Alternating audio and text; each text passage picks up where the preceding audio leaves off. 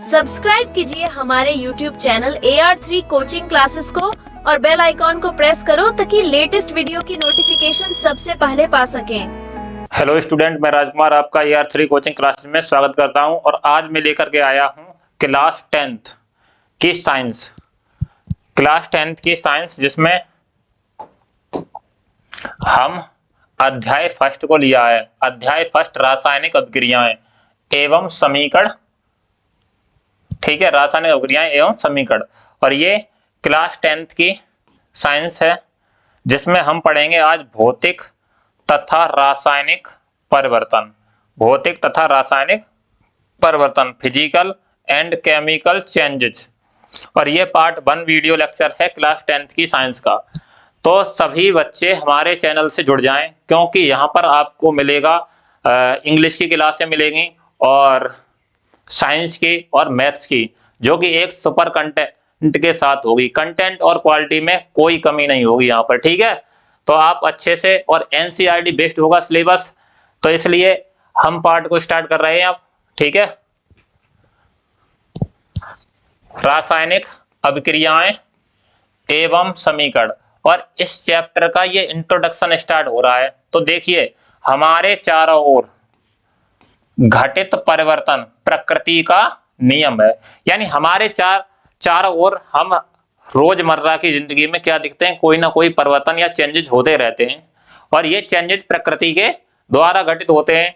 तो प्रकृति में अनेक पदार्थ पाए जाते हैं। क्या पाए जाते हैं? अनेक पदार्थ पाए जाते हैं जिनमें पल प्रतिपल परिवर्तन होते रहते हैं, जो अभी मैंने बताया था प्रतिदिन होते हैं। जैसे क्या होता है भाई? जैसे दूध का खट्टा होना, दूध का खट्टा होना। ठीक है, दूध का खट्टा होना, जल का भाप बनना या जल का वाष्प में परिवर्तित होना, या बिजली के बल्ब से प्रकाश उत्पन्न होना, बिजली के बल्ब से प्रकाश उत्पन्न करना, फलों का पकना। ठीक है, और लोहे पर जंग लगना। ये सारे परिवर्तन प्रकृति में दिन प्रतिदिन या मतलब पल प्रतिपल घटित होते रहते हैं, जिन्हें हम अपने चारों ओर देखते रहते हैं कि भाई कभी जंग लग रही है लोहे पर, कभी दूध से दही बन रहा है, फल पक रहे हैं। तो ये परिवर्तन कैसे होते हैं, या फिर इन परिवर्तनों को ये भौतिक परिवर्तन है या रासायनिक परिवर्तन है, हम इनके बारे में इस लेक्चर में चर्चा करेंगे। जैसे कि बर्फ का पिघलना भी है ना, बर्फ क्यों पिघलती है, ये रासायनिक परिवर्तन है। मोमबत्ती का जलना, कि ये भौतिक परिवर्तन है या रासायनिक परिवर्तन है।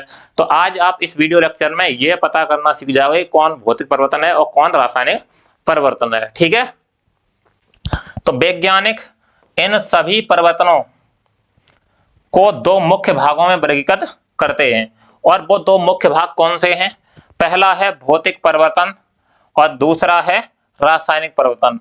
भौतिक परिवर्तन को फिजिकल चेंजेस भी कहते हैं और रासायनिक परिवर्तन को केमिकल चेंजेस। ठीक है, तो कैसे पता करें कि ये भौतिक परिवर्तन है या रासायनिक परिवर्तन?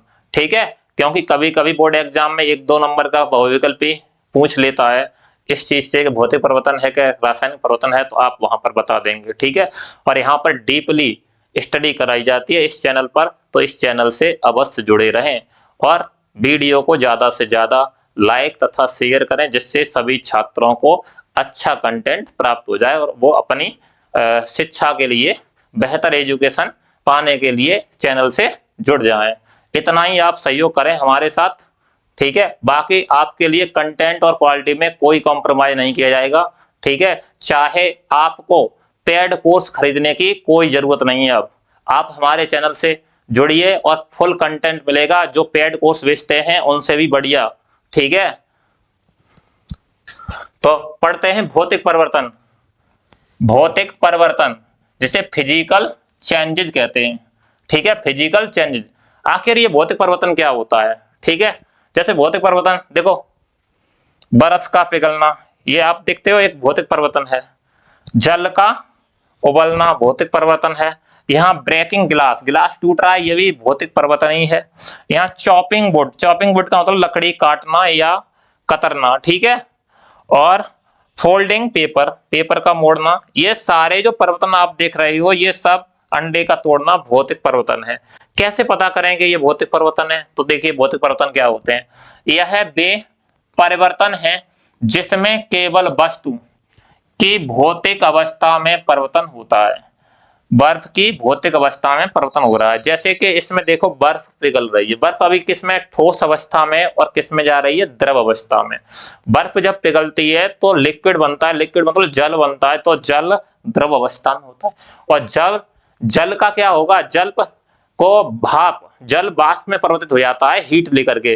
तो ये जो अवस्था परिवर्तन होती है, तो क्या कह रहा है, भौतिक अवस्था में परिवर्तन होता है। दूसरी बात क्या याद रखेंगे, उसके संगठन एवं कुल द्रव्यमान में कोई परिवर्तन नहीं होता। उसके संगठन, वो किससे मिलकर बना है, या परमाणु या अणु, उनके संगठन का कोई परिवर्तन। कुल द्रव्यमान, उसके द्रव्यमान में भी कोई परिवर्तन नहीं होगा।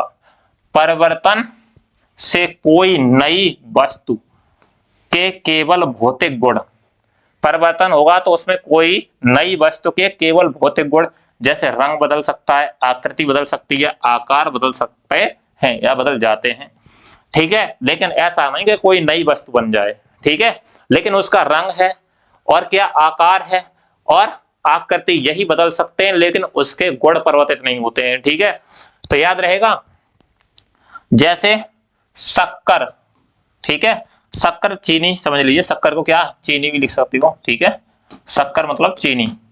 और नमक, नमक आदि पदार्थों को जल में घुलना, आदि पदार्थों का जल में घुलना, ये क्या एक भौतिक परिवर्तन है।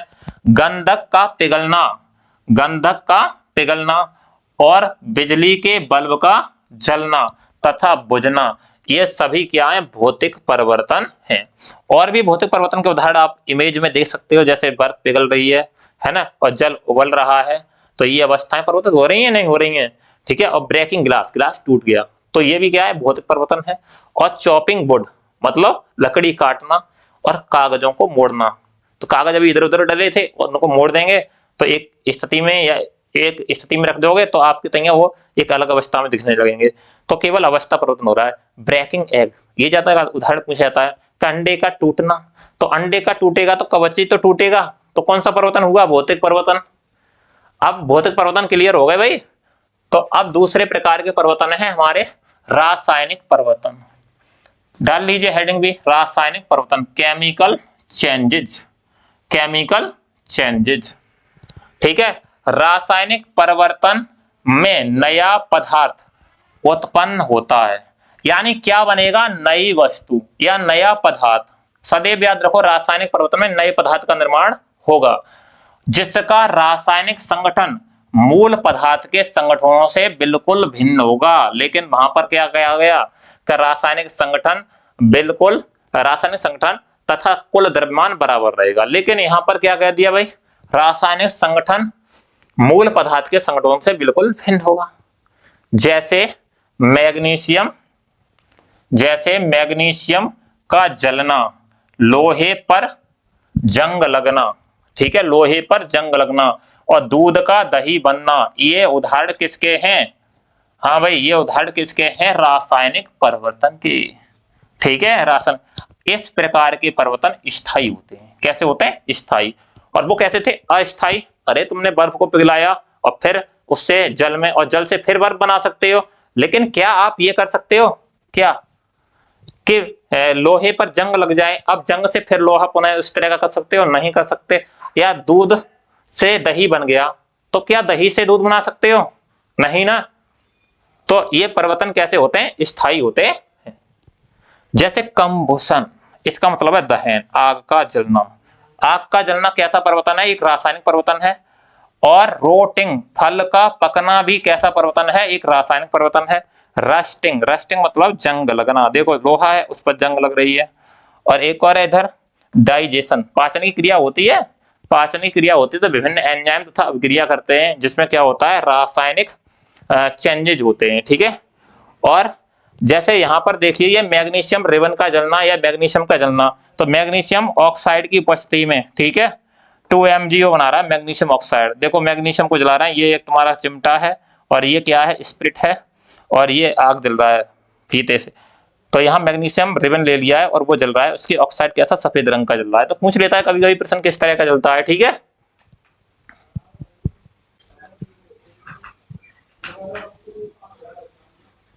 तो इस वीडियो लेक्चर में हमने केमिकल तथा फिजिकल चेंजेस पढ़े हैं, और नेक्स्ट वीडियो में हम लेकर के आएंगे आपके लिए रासायनिक अभिक्रियाएं क्या होती हैं और रासायनिक अभिक्रिया के लक्षण तथा रासायनिक समीकरण। तो हमारे चैनल से जुड़े रहिए और अच्छा कंटेंट प्राप्त करने के लिए thank you for full watching video. Like and subscribe my YouTube channel AR3 coaching classes.